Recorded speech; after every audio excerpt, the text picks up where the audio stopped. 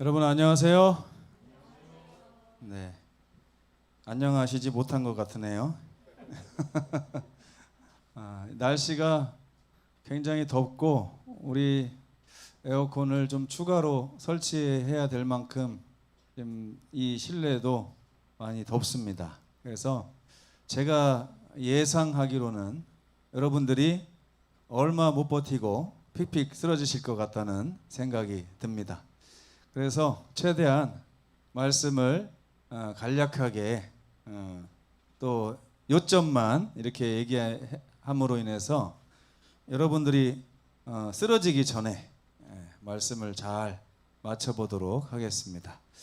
여러분들도 말씀이 먼저 마칠 것인가, 내가 먼저 쓰러질 것인가, 이걸 놓고서 하나님과 기도하는 마음으로 투쟁하는 귀한 시간 됐으면 좋겠습니다. 누가 이길까요? 흥미진진합니다. 자, 오늘은 38년 된 병자. 누구 이야기입니까 이게? 앞에서 설교자가 우스운 얘기를 해도 웃을 줄도 모르는 그런 우리 병자들을 얘기하고 있습니다. 이 38년 된 병자의 모습인데, 이 병자가 지금 나은 것 같아요? 아직도 아픈 것 같아요? 이 사람 표정이 5분 전에 어땠을까를 상상해 보시기 바랍니다. 5분 전에 어땠을까요? 5분 전에 어떤 표정을 하고 있을까요? 여러분 병든 사람들 표정을 한번 생각해 보세요. 참 병든 분들은 표정이 웃음이 없고 행복이 없고 늘 이렇게 무겁게 그러고 있습니다.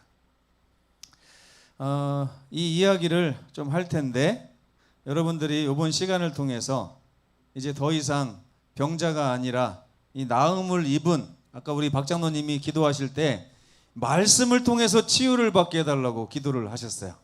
이 말씀을 통해서 치유를 받는 귀한 시간이 됐으면 좋겠습니다.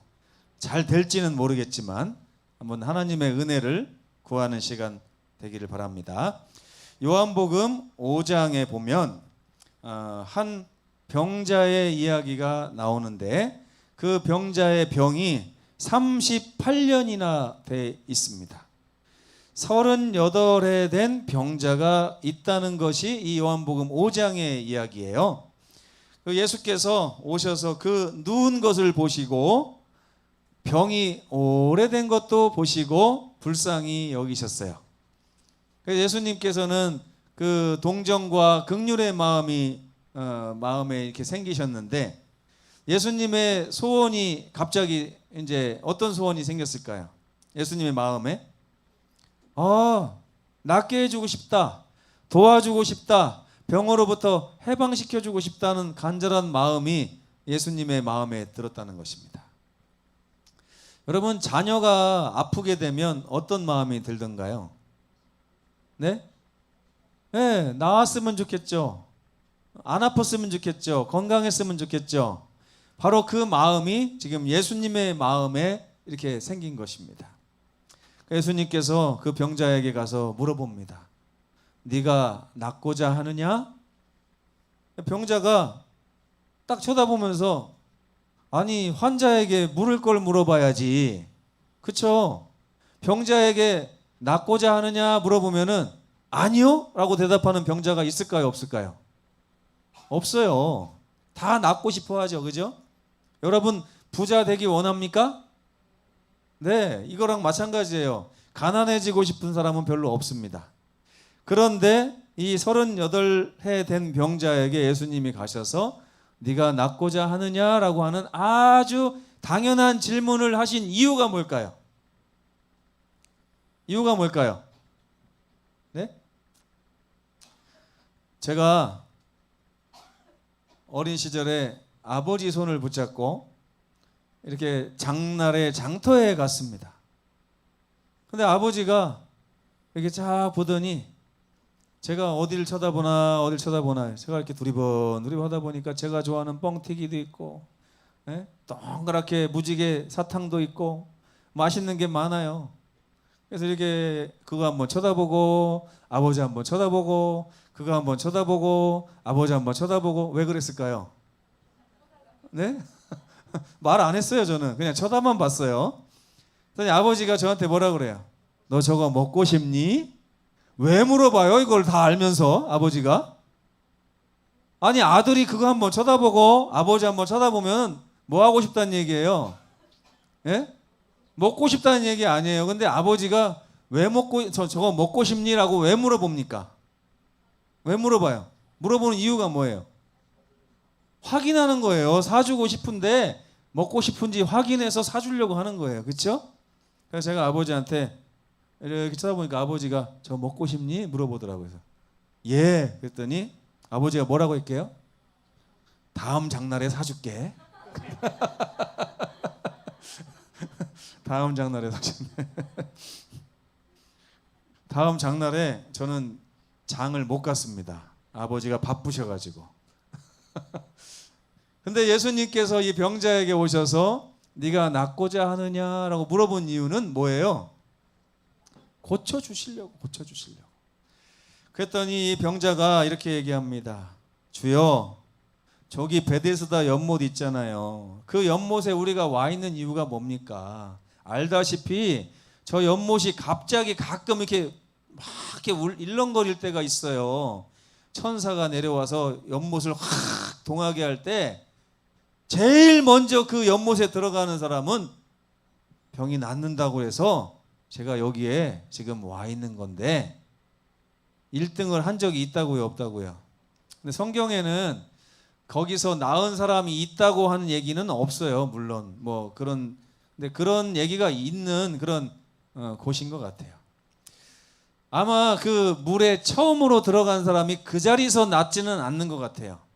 근데 이제 소문이 났겠죠. 어느 절에 가서 어느 두꺼비가 물을 이렇게 쏟아내는 데가 있는데 그 연못에 가서 동전을 던지고 소원을 말하면 소원이 이루어진다더라. 근데 제일 먼저 던져야 된다더라. 그러면 그 절에 가가지고 두꺼비 입에서 물이 나오길 기다릴 거 아니에요. 그죠?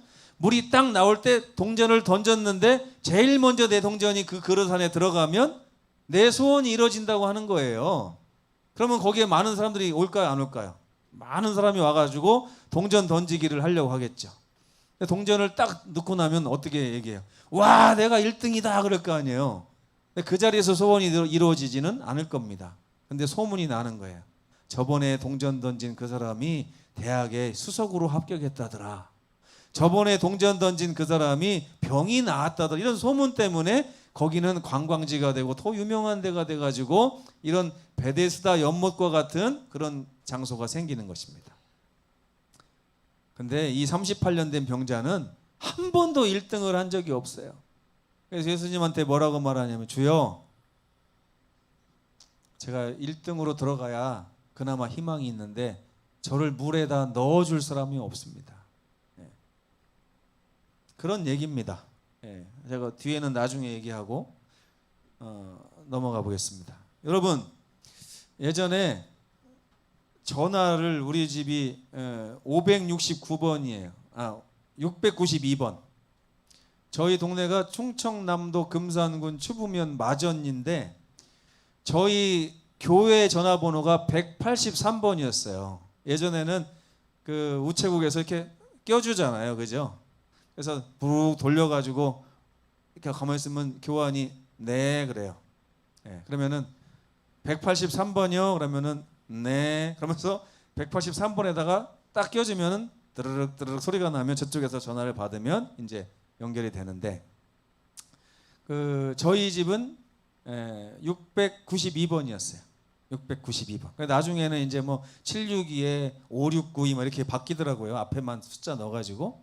근데 그거를 전화기를 우리가 동네에서 692번째로 이제 전화를 놓은 집이 된 거예요. 그래도 우리가 못 산 건 아니죠. 그 동네에 1000가구가 넘었어요. 그 마을 자체에 1000가구가 넘는데 전화를 692번째로 넣었으니까 얼마나 대단해요, 그죠? 근데 거기에 이렇게 써 있었어요. 고장 신고는 뭐 111 뭐 이렇게 써 있단 말이에요. 여러분, 이게 말이 안 되잖아요. 전화가 고장 나면 110번으로 전화를 하래요. 전화가 고장났는데 어떻게 전화를 합니까? 말이 돼요, 안 돼요? 안 되잖아요. 또 이런 얘기도 있어요. 어떤 사람이 비 오는 날 클락션이 고장이 나서 빵빵이 안 돼요. 이게 위험할 때는 빵빵을 해야 되는데 빵빵이 안 돼가지고 카센터에 갔더니 문이 닫혀져 있는데 거기 이렇게 써 있는 거예요. 수리할 것이 있으신 분들은 클락션을 눌러주세요. 지금 뭐가 고장나서 왔는데? 클락션이 고장나서 왔는데 문을 닫아놓고서 고치실 일이 있으면은 클락션을 누르면 자기가 나오겠다는 얘기예요. 이게 말이 돼요, 안 돼요? 네, 이게 말이 안 됩니다. 인생도 고장난 클락션과 같습니다. 인생도 고장난 전화와 같아요. 인생이 고장났다고 하는 증거가 어디에 있냐면 인생에게는 아주 수고와 슬픔이라고 하는 커다란 짐이 있다는 사실입니다. 짐이 있어요. 오늘 오래간만에 우리 백영수 집사님 보니까 나이가 연세가 77세가 되셨는데 10년 전에는 67세였었네요. 그죠? 근데 그때나 지금이나 왜 똑같으신지 모르겠어요. 예. 그 따님들이 아주 어머니 짐이 없도록 아주 그냥 효도를 잘 하신 것 같다는 생각이 듭니다. 근데 저희 어머니는 똑같은 76세신데 아주 그냥 꼬부라지셨어요. 인생에 짐이 너무나 많아. 저 같은 아들을 낳아가지고 고생을 젊었을 때 하도 많이 해가지고 짐을 많이 이렇게 지셨어요.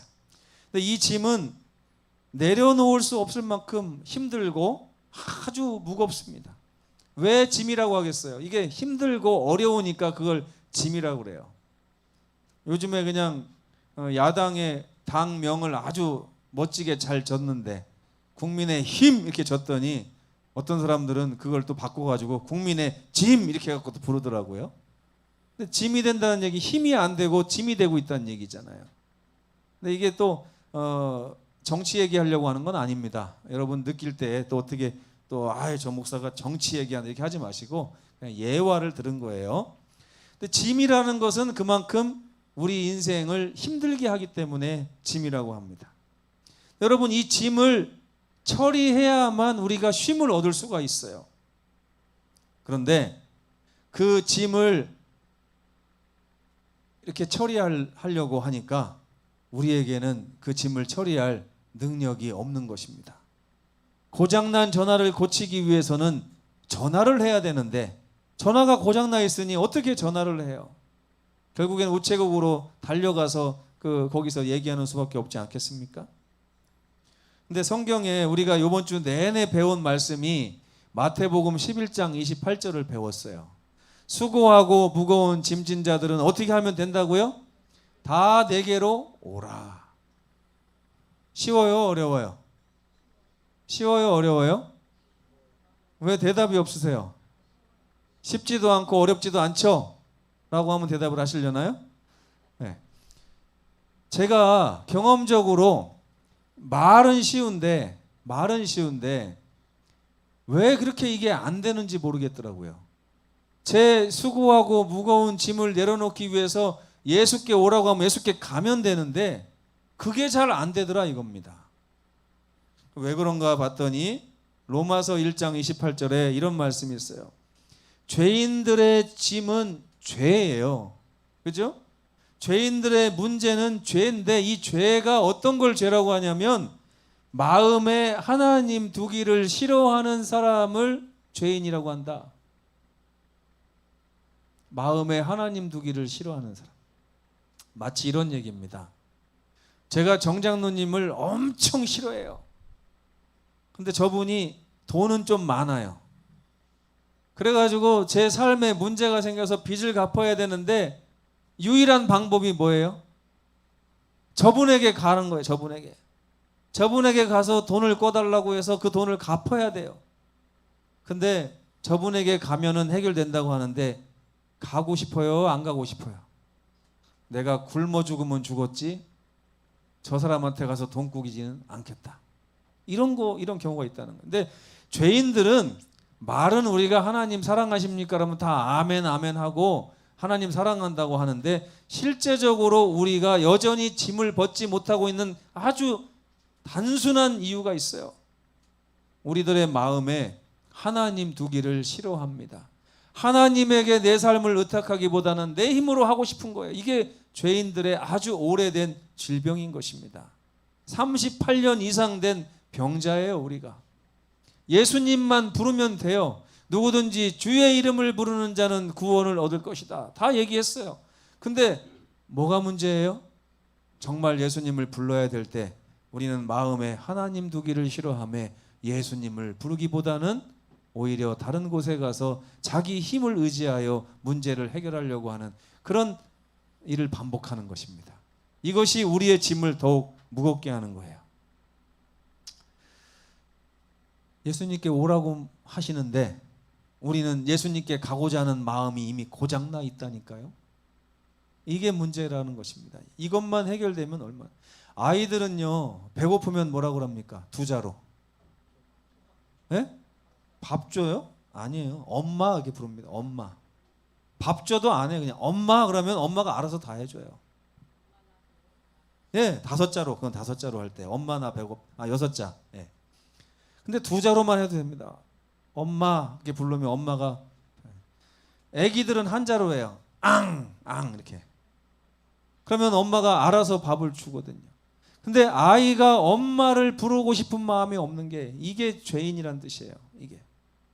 그렇기 때문에 오랜 시간 교회를 다니고 신앙을 한 분이 삶의 문제를 해결하지 못하고 여전히 큰 짐을 메고 어렵게 살아가고 있는 모습을 우리가 자주 보게 되는 것입니다. 왜 그렇다고요? 왜? 그들이 머리로는 예수님께 가야 된다는 걸 알면서도 막상 가려고 하면 마음이 내키지 않는 거예요. 그래서 자꾸만 다른 곳으로 가기 때문에 그런 것입니다. 그래서 우리는 예수 안에서 얻는 쉼을 얻고자 하는데 실제로 교회를 10년, 20년 다녀도 예수 안에서 얻는 쉼이 아니라 예수 안에서 얻는 또 다른 짐을 지고 살아가고 있지 않는가 생각을 합니다. 여러분, 내 삶도 바빠 죽겠는데 어디도 와야 돼요? 교회도 와야 돼요. 내 삶도 힘들어 죽겠는데 시간도 없어 죽겠는데 뭐 하라고 그래요? 아침 예배 드려라, 성경 읽어라, 교회 와라, 바빠 죽겠는데 안식일 지켜라. 이게 쉼이에요, 짐이에요? 쉼이 아니라 짐이에요. 이 문제를 어떻게 해결할 수 있는가 하는 것에 대한 답을 이번 시간에 좀 드리고자 하는 것입니다. 많은 사람들이 예수를 자기의 심령에 모시려고 노력합니다. 왜 노력해요? 잘 안 되니까. 많은 사람들이 바로 그 지점에서 실패를 맛봅니다. 예수님을 심령에 모시기만 하면 우리의 모든 문제가 해결된다고 하는데 아무리 힘쓰고 노력해봐도 일주일 지나고 교회 딱 오게 되면 왜 그렇게 인생은 반복이 됩니까? 예전에 우리 집사님들 기도시켜보면요, 집사님들이 금요일날 이렇게 기도를 합니다. 주여, 이 벌레만도 못한 죄인을 용서해 주시옵소서. 한 주일 동안 또 하나님을 떠나서 살다가 이제 또 안식일에 와서 이렇게 생각해 보니까 자기가 벌레만도 못한 사람이라고 하는 생각이 드는 거예요. 왜요? 일주일 내내 주님 품에서 살았어야 되는데 그렇지 못했다는 걸 깨닫고 나니까 그런 기도가 저절로 나오는 것입니다. 아무리 예수님 모시고 일주일 살려고 해도 어느 틈에 내 마음은 딴 데가 있고 아까 읽은 로마서 1장 28절의 말씀이 딱 우리를 얘기하는 것입니다. 마음에 하나님 두기를 싫어하며. 일주일이 몇 시간입니까? 24 곱하기 7 148시간입니까? 148시간 동안에 우리가 예수님을 마음에 두고 사는 시간이 얼마나 돼요? 얼마나 됩니까? 정말 얼마 안 됩니다. 그죠? 그래서 예수를 심령에 모시려고 노력하는데 안 되고 안 되다 보니까 나중에 어떤 짐이 생기냐면 예수를 마음에 모시지 못한 이 죄가 생각나는 마음의 짐이 또 생기는 거예요. 내가 예수님을 마음에 모시지 못했구나. 내가 마음에 그분을 영접하지 못했구나. 그래서 내 짐이 내려가질 않는구나. 여러분 어쩌면 좋아요? 내 전화는 고장났는데 그 전화 고치려면 전화하라고 하는 이 말, 내가 클락션이 고장났는데 고장난 걸 수리하려면 클락션을 울리라고 하는 말처럼 들리지 않습니까? 예수님께 오라고 하시는데 우리는 예수님께 갈 마음이 없다는 게 이게 죄인의 특징인데 어떻게 하면 좋다는 말입니까? 그래서 어떤 분은요, 이 예수를 마음에 모시지 못한 죄를 해결하려고 어떤 방법을 쓰냐면 더 열심히 신앙해야지 하고 또 결심을 합니다. 더 열심히 예수님을 모셔봐야지 하고 또 결심을 합니다. 근데 우리의 결심은 성경에 뭐라고 했냐면 썩은 새끼줄과 같다고 그랬어요. 썩은 새끼줄. 썩은 새끼줄은 꼬아봤자 끊어집니다. 그죠? 안 돼요. 어떻게 하면 좋습니까? 여러분, 이 38년 된 베데스다의 병자가 저 베데스다에 들어가기만 하면 나은데 저는 들어갈 능력이 없습니다. 누가 저를 넣어주기 전에는 안 됩니다. 이렇게 지금 얘기하고 있는 것입니다. 오히려 마음의 짐만 자꾸 더 늘어나는 그런 경험을 우리가 하고 있는 거예요. 이런 걸 보고 뭐라고 하냐면 그림의 떡이라고 합니다. 그림의 떡. 마태복음 11장 28절이 맛있는 떡이 아니라 그림의 떡. 그림의 떡. 요한복음 3장 16절이 맛있는 떡이 아니라 그림의 떡. 누구든지 저를 믿는 자는 구원을 얻으리라.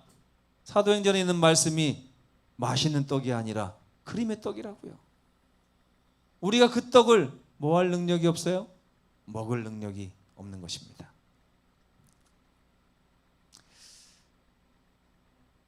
이 병자에게 예수님이 대화를 시도하십니다. 네가 낫고자 하느냐?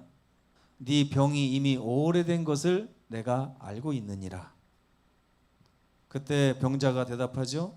주여, 물에 들어가기만 하면 제가 나을 텐데 물에 들어갈 능력도 없고 누가 나를 물에 넣어줄 사람도 없습니다. 근데 예수님께서는 그래? 내가 넣어주면 되지라고 말씀하실 줄 알았는데 전혀 다른 말씀을 하십니다. 일어나 내 자리를 들고 걸어가라. 이 병자는 뭐가 필요한 줄 알았어요? 뭐가 필요한 줄 알았어요? 나를 예수님에게 데려가서 예수님을 내 마음에 영접할 수 있도록 누가 도와주기를 원하는 마음. 누군가가 나를 베데스다 연못에 넣어주기를 기다리는 마음을 가지고 있었어요. 근데 예수님께서는 내가 넣어주겠다 이렇게 하지 않으시고 도리어 일어나 내 자리를 들고 걸어가라고 말씀을 하시는 것입니다. 원래 이 병자는 어떻게 해야만 낫는다고 생각했어요? 네? 연못에 들어가야만 낫는다고 생각했는데 예수님께서는 뭐라고 하세요? 내가 너를 치료하니 너 자리를 들고 일어나 걸어가라. 네. 이걸 다른 말로 해보겠습니다. 수고하고 무거운 짐진 자들아 다 내게로 오라 그랬을 때 우리가 예수님께 가야 치료를 받는데 예수님, 제가 예수님께 가고 싶은데 제 마음이 병들어서 갈 수가 없습니다 라고 얘기했을 때 예수님께서 내가 올 수 있도록 도와줄게 라고 하지 않으시고 뭐라고 하시는 거예요? 내 자리를 들고 걸어가라. 이게 무슨 말이에요, 여러분?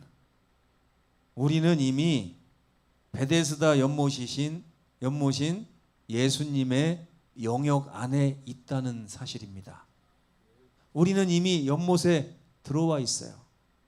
예수께서 수고하고 무거운 짐진 자들아 다 내게로 오라고 말씀하신다는 이 말씀은 우리가 예수님으로부터 멀리 떨어져 있어서 예수님 빨리 와라 이렇게 부르시는 게 아니에요.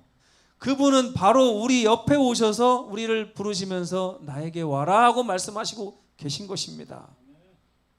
그러니까 우리는 예수님께 가려고 하는 이 마음을 품어서는 안 됩니다. 예수님이 이미 나와 함께 하시다고 하는 그런 감동 속에 있어야 되는 거예요. 우리가 가는 것이 아니라 주님이 오셨다니까요. 우리가 연못에 들어가는 것이 아니라 연못이신 예수님께서 이미 우리에게 네가 낫고자 하느냐라고 물어보고 계신다는 사실입니다. 결론입니다. 십자가를 생각해 보십시오. 십자가는요, 타살 도구입니까? 자살 도구입니까? 네? 십자가가 타살 도구예요? 자살 도구예요? 십자가에 달려 죽었어요. 그러면 이 사람은 타살당한 겁니까? 자살한 겁니까? 네? 십자가는 자살 도구가 아니에요. 그렇죠? 여기 갈라디아서 2장 20절에 보면 내가 그리스도와 함께 십자가에 나를 못 박았나니 이렇게 썼어요? 내가 십자가에다 나를 못 박는 게 아닙니다. 여기는 분명히 수동태로 써 있어요. 수동태로. 나는 예수님이 나를 십자가에 못 박아주셨다. 네? 나의 죽을 수밖에 없는 영혼을 주께서 십자가에 못 박아주신 것입니다. 그리고 나를 세우셔서 구덩이에다가 딱 나의 십자가를 세우신 거예요. 죄인들은 십자가에서 누군가에 의해서 죽임을 당하는 것입니다. 왜 죽임을 당할까요? 죽을 수밖에 없는 몸을 죽여야 주의 은혜로 새 삶을 얻게 되기 때문에 그렇습니다. 예수님께서는 내가 너를 십자가에 못 박아 주겠다 하고 우리 곁에 오셔서 지금 말씀하고 계신 거예요. 그렇게 예수님이 십자가에 못 박아 주고 나면 우리는 죽습니다. 그런 다음에 예수께서는 주님에게 나의 삶을 맡긴 그 사람을 다시 주의 능력으로 살리셔서 새로운 피조물을 만드시는 것입니다. 십자가는 결코 자살 도구가 아닙니다. 그것은 죄인이 스스로 자기를 못 박는 방식이 아니에요. 예수께서 우리를 못 박아 주셔야 되는 것입니다. 그분께서 못 박힌 나를 구덩이에 넣어 주셔야 되는 것입니다. 죄인은 죄의 짐을 처리해 주실 수 있는 분께 마음을 다해서 대답만 하면 됩니다. 예수께서 너의 짐을 나에게 가져오거라 하지 않으셨어요. 어떻게 하셨어요? 너의 짐을 내가 해결해 주겠노라 라고 말씀을 하고 계신 것입니다. 대답만 하면 돼요. 대답만. 클렉션을 고치기 위해 클렉션을 울리지 않아도 됩니다. 예수께서 우리에게 오셔서 클렉션을 고치고 싶으냐? 라고 물어보시는 거예요. 그러면 여러분 뭐만 하면 돼요? 예만 하면 돼요.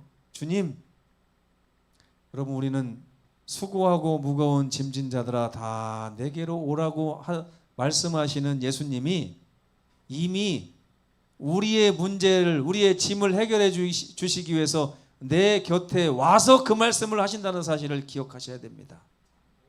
우리 아버지가 제가 사탕 한번 보고 아버지 한번 보고 이렇게 할 때 이미 제가 사탕 먹고 싶은 줄 알고 제 손을 잡고 물어보시는 거예요. 네가 저 사탕 먹고 싶으냐? 이 얘기는 우리가 예만 하면 사탕을 사주시겠다는 그 얘기예요. 우리 주님은 그렇게 우리의 모든 것을 연약함을 다 알고 계신 분입니다. 첫째, 뭘 기억하면 좋겠어요? 힘들 때, 내 삶의 짐을 느낄 때에 여러분 뭘 기억하면 좋겠어요? 예수께서 지금 바로 내 옆에 오셔서 네가 너의 짐을 해결하고 싶으냐? 네가 낫고자 하느냐? 하는 그 말씀을 귀로 들으시게 되길 바랍니다. 그런 후에 주여 제가 낫기를 원하나이다.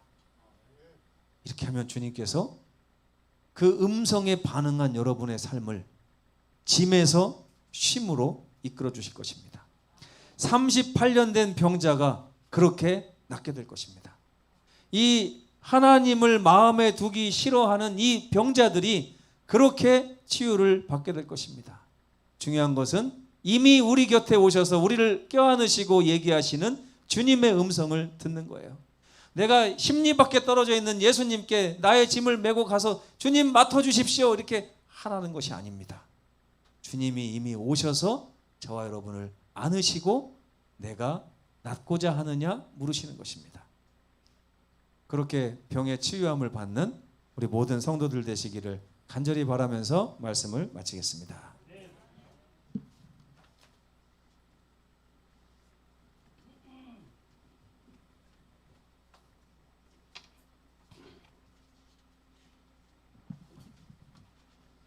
마치는 찬미